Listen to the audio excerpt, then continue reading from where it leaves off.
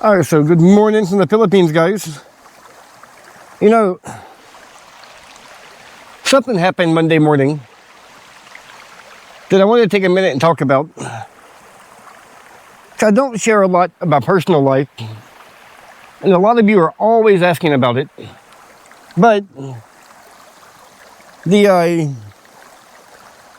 a series of events from Monday morning have been just so overwhelmingly emotional that I really want to get it out there. So, as many of you know that follow me, I have 2 kids here. Cheeky and Bug. But what most people don't know is I also have 2 adult children now in the Philippines, or not in the Philippines, but in America. And ever since I moved here, I have not really spoken to them or had any kind of relationship with them. And they haven't wanted to reach out and speak to me. And when I've tried to reach out to them over the years, it's just been met with a lot of hate and resentment, or so I thought. But, so anyway, I've been here almost 12 years, I guess. Over that time, I've had almost no contact at all with my 2 now adult children. And the oldest, Gannon, and then the youngest of those 2 is my daughter, Serenity, which and I'm not picking favorites here or nothing like that, but she was always the light of my life. And so sometime, I guess it was Sunday night or super early Monday morning, I got a message from my aunt back in the United States asking if there was any way I could be reached other than Facebook or like that. So I gave her my email and went to bed there soon after. But when I got up, there was I seen a name there that brought joy, but at the same time it brought fear. There's an email from my daughter there, and I was actually quite scared to open the email. The last time we had any words, it was not the most enjoyable on my part. So, I contemplated it for a while. Of course, I was going to open it. There was no way I was not going to open it. But I really just stared at it for a while, and eventually I clicked it and read it. And it was extremely emotional for me. It was not the email I was expecting. I was expecting something pretty, hurtful again, but yeah, it wasn't that. It was she was actually reaching out and willing to hear my side and my story for the first time. And she's 19 now, so she's old enough to think for herself now and to distinguish the lies she might have been told along the way by various people, and to decipher, for herself what really happened. Why I actually left, why I'm here. Yeah, it's always been my dream ever since I've been here to really connect with my children there. I've always wanted them to be a part of my life here. To see the person I've become now, how I changed my life, turned everything around, how I bettered myself. Even though I know she will never really understand my reasons for picking up and leaving the United States for the Philippines. And it had absolutely nothing to do with them. It really came down to me choosing life over death. And I don't want to get into that so much, but That is really what it boiled down to.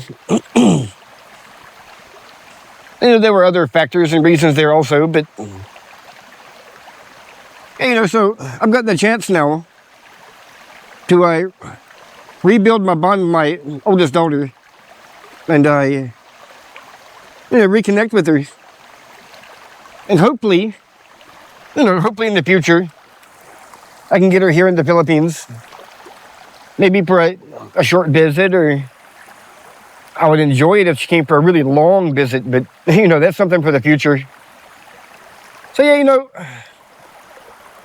our actions in life have consequences, and we don't always see that. Or in my case, I knew the consequences of my leaving my kids behind, but I didn't understand those consequences, really. I knew it, but I didn't understand it. And that's hard, but being an adult also, there's no handbook for this crap. There's no instructions for being a parent. We all mostly try to do the best we can do and hope that everything turns out okay. So this story is long in the making, about 12 years now. It's full of various drama and sadness and depression. But, it's come full circle now. I've got the chance at least one of them. I wish it was both, but I'll take one for now. Maybe we can get to the other one in the future. I know I failed. I know I failed both of them in a lot of ways. And maybe I was a crappy parent. I can't judge that. I don't know if what I did was right or wrong. But I've also, for the last couple of years, I've stopped reaching out to them. And I also don't know if that was right or wrong. But my fear has been, if I kept on pushing at them, it was just going to push them further away. Because it seemed like that's what was happening. The more I reached out, the further they seemed to get from me. But yeah, guys, I am so excited and happy that my daughter reached out. And so we spent the day chatting back and forth yesterday. It's so emotional. I can't even really wrap my head around it. I don't know where to start to talking to her. I don't know what to say to her. It's kind of like that awkward first date where everything you want to say just either seems stupid or seems inadequate. But I don't want to get too emo here, but I'm really happy that things in that department of life have been really hard for me. Nothing is worse in life than being separated from your children and then thinking that your children actually hate you. I did the best I could. I know I screwed up. I screwed a lot of stuff up. But here we are. It's a brand new day and a brand new opportunity. And it's one that I've really got to not screw up this time right. You don't get many second chances in life. And for sure, if I screw it up, there would not be a third. So, anyway, I'm here at the farm this morning. Just thinking, reflecting. The internet is out here again, so no live stream yet today. Not able to message my wife or my daughter that's there. But it's nice. I'm just here thinking, reflecting, and trying to figure out what to say, and hoping that when she gets to know me again, I really hope I'm a person that she can be proud of now. I hope my life has been something that she can respect me proud of. But I'm going to get off here before I get too emo. I'm going to get to work, and I'm going to go be emotional by myself for a while. So I'll see you guys next time. Thanks for watching.